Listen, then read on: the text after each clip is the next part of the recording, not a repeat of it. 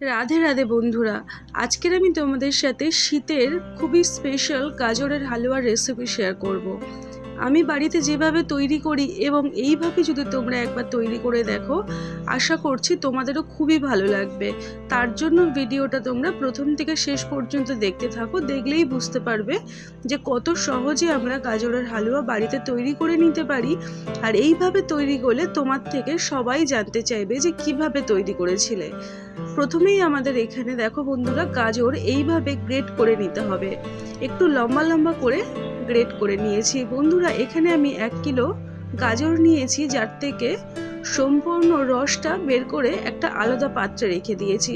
এই গাজরের রস খুবই স্বাস্থ্যকর, প্রচুর পরিমাণে ক্যারোটিন থাকে এবং ভিটামিন এ থাকে।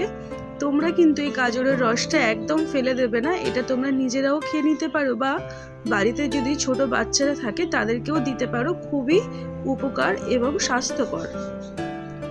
তারপরে দেখো বন্ধুরা, 1 কিলো গাজরের জন্য আমি এখানে 500 গ্রাম লিকুইড দুধ নিয়ে নিয়েছি। আর নিয়ে নেব কোচানো কাজু, কিশমিশ এবং আমন্ড বা কাঠবাদাম, এবং তার সঙ্গে 4টে এলাচ। বন্ধুরা, এখানে যে আমি ড্রাই ফ্রুটস নিয়েছি, তোমরা চাইলে নিজেদের পছন্দ মতো আরও অন্যরকম ড্রাই ফ্রুটস নিতে পারো। আর নিয়েছি এখানে 100 গ্রাম খোয়া ক্ষীর। বন্ধুরা, এখানে আমি খোয়া ক্ষীর গ্রেট করে নিচ্ছি। আর 1 কিলো গাজরের জন্য 100 গ্রাম খোয়া ক্ষীর যথেষ্ট, সেটাকে সম্পূর্ণ ভালো করে গ্রেট করে নিলাম।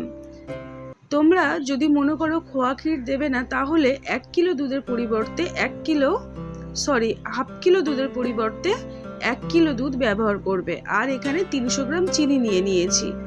প্রথমে কড়াইটা গরম করে এখানে বন্ধুরা 1 চামচ পরিমাণে ঘি গরম করতে দিয়ে দিলাম, এবং কম আঁচে রেখে এই ড্রাই ফ্রুটসগুলোকে একটু কড়া করে লাল করে ভেজে নেব।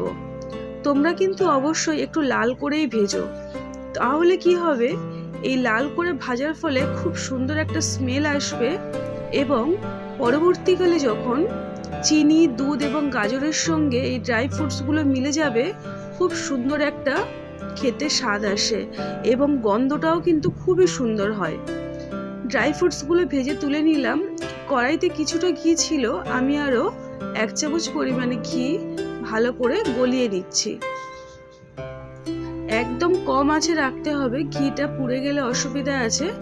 এবং 4টে এলাচ, যেগুলো মুখগুলো ছিঁড়ে দিয়েছি, দিয়ে 4টে এলাচ 2-1 সেকেন্ড নাড়াচাড়া করে এখানে আমি আগের থেকে গ্রেট করে রাখা গাজরগুলো দিয়ে দিচ্ছি। বন্ধুরা, এখানে আমি 2 রকম গাজর ব্যবহার করেছি, যেটা একটা অরেঞ্জ কালার হয় আর একটা লাল রঙের হয়। 2 রকম গাজর নিয়ে গাজর হালুয়াটা তৈরি করছি। তোমরা চাইলে যে কোনো 1 রকমের গাজর নিয়ে নিতে পারো। এইভাবে 1 থেকে 2 মিনিট মিডিয়াম আঁচে রেখে গাজরটাকে ভাজা ভাজা করে নিতে হবে। বন্ধুরা, এখানে খুব সামান্য পরিমাণে লবণ ব্যবহার করছি, যেহেতু মিষ্টির তার ব্যালেন্সটা রাখার জন্য এই লবণের ব্যবহার করলাম।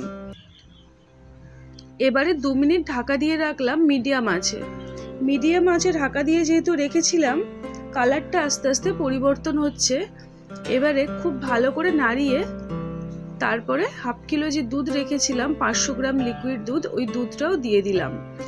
দিয়ে মিডিয়াম আঁচেই রেখে খুব ভালো করে গাজরের সাথে দুধটাকে মিশিয়ে নেব। এবারে ঢাকা দিয়ে রাখবো 3 থেকে 4 মিনিট, একদম কম আছে। গাজরটাকে বন্ধুরা খুব ভালো করে সিদ্ধ করে নিতে হবে, যাতে করে যখন হালুয়াটা খাবে মুখের মধ্যে যেন গলে যায়। এই পর্যায়ে ঢাকনাটা খুললাম 2 থেকে 3 মিনিট পরে। এখানে 2 চামচ পরিমাণে ঘি ব্যবহার করলাম। করে এবারে ঘিটাকে গাজরের সঙ্গে খুব ভালো করে মিশিয়ে দিচ্ছি। ঘিটা এই পর্যায়ে এই কারণে দিলাম, যাতে করে গাজরের মধ্যে একটা ময়েশ্চার ভাব আসে এবং ঘিয়ের স্বাদটা খুব সুন্দর গাজরের মধ্যে চলে যাবে। 3 থেকে 4 মিনিট কম আঁচে ঢাকা দিয়ে রেখেছিলাম। ঢাকনাটা খুলে আবারও খুব ভালো করে নিচ থেকে নাড়িয়ে দিতে হবে। বন্ধুরা, তোমরা কিন্তু এটা খেয়াল রাখবে যেন নিচে লেগে না যায়। দরকার হলে কম আঁচে রেখে ধীরে ধীরে করবে। এখানে বন্ধুরা 1 চামচ পরিমাণে যে বিটরুট হয়, বিটের রস ব্যবহার করছি, যেটা কালারটা খুব সুন্দর আসবে। তোমরা চাইলে যে কোনো রকমের বাজারে কেনা অরেঞ্জ কালার বা লাল কালার ব্যবহার করতে পারো, তবে যেটা প্রাকৃতিক সেটাই নেওয়া খুব ভালো। এখানে বন্ধুরা দেখো, মিডিয়াম আঁচে রেখে ঢাকনাটা খুলে এবারে গাজরটাকে খুব সুন্দর করে শুকনো শুকনো করে নিতে হবে। তারপরে দেখো বন্ধুরা, এখানে এই পর্যায়ে গ্রেট করা খোয়া ক্ষীর দিয়ে দিচ্ছি। তোমরা যদি এখানে খোয়া ক্ষীর না ব্যবহার করে থাকো তাহলে 1 কিলো গাজরের জন্য 1 কিলো লিকুইড দুধ দিয়ে দেবে, এবং সেই দুধটা যতক্ষণ না এইভাবে শুকনো শুকনো হচ্ছে ততক্ষণ তোমাদেরকে ভালো করে জাল দিয়ে নিতে হবে। এবারে খোয়া ক্ষীরটা গাজরের সঙ্গে মিশিয়ে নিয়ে তারপরেই দিয়ে দেবো চিনি। বন্ধুরা এখানে 1 কিলো গাজরের জন্য 300 থেকে 250 গ্রাম চিনি যথেষ্ট। এইভাবে চিনিটা যখন গলে যাবে, গলে গিয়ে জল জল ভাব হয়ে যাবে, সেই পর্যায়ে যে ড্রাই ফ্রুটসটা ভেজে রেখেছিলাম সেই ড্রাই ফ্রুটসটা দিয়ে দেবো। বন্ধুরা তোমরা চেষ্টা করবে, কিন্তু বারে বারে বলছি, ড্রাই ফ্রুটসটা একটু কড়া করে ভাজার, তবেই কিন্তু ড্রাই ফ্রুটস যে একটা সুন্দর মিষ্টি গন্ধ এবং সেটা মিষ্টির সঙ্গে ঘি গাজরের সঙ্গে মিশে গিয়ে এত সুন্দর একটা গন্ধ আসে, বাস এত সুন্দর মিষ্টি ভাব লাগে, খেতে অসাধারণ লাগে। তোমরা কিন্তু অবশ্যই এইভাবেই তৈরি করো।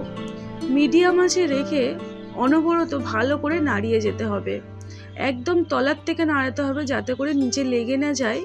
যখন দেখবে যে গাজরটা শুকনো শুকনো হয়ে গেছে, দুধ চিনি সবই শুকনো শুকনো হয়েছে এবং খুন্তির গায়ে এইরকম ঘিটা লেগে উঠছে, তখন বুঝতে পারবো আমাদের গাজরের হালুয়াটা কিন্তু অনেকটাই হয়ে এসেছে। এইভাবে ডালা পাকিয়ে যাবে, তখনই বুঝতে পারবো আমাদের হালুয়া একদম ভালোভাবে তৈরি হয়ে গেছে। এবারে এটাকে আমরা নামিয়ে নেব। তো এইরকমই ঝরঝরে ভাবে আমি তৈরি করে দেখালাম, তোমরা চাইলে লিকুইড ভাবেও করতে পারো, তবে এইভাবে একবার করে দেখতে পারো। আর আরেকটা কথা বন্ধুরা, তোমরা যদি অনেকে আছো যারা গাজরের যে স্মেলটা পছন্দ করো না, তারা কিন্তু তোমরা তাদের ক্ষেত্রে বলছি, তোমরা এলাচের গুঁড়ো 1 চামচ পরিমাণে ব্যবহার করবে। যে পর্যায়ে খোয়া ক্ষীর এবং চিনি দেওয়া হলো সেই পর্যায়ে এলাচের গুঁড়োটা দিয়ে দিতে হবে, দিয়ে ভালো করে নাড়িয়ে নিলে তাহলে তোমরা গাজরের গন্ধটা পাবে না। তবে গাজরের হালুয়াতে গাজরের গন্ধ থাকবে না এটা হতে পারে না। আমার তো দুর্দান্ত লাগে, তোমাদের কেমন লাগে সেটা জানিও।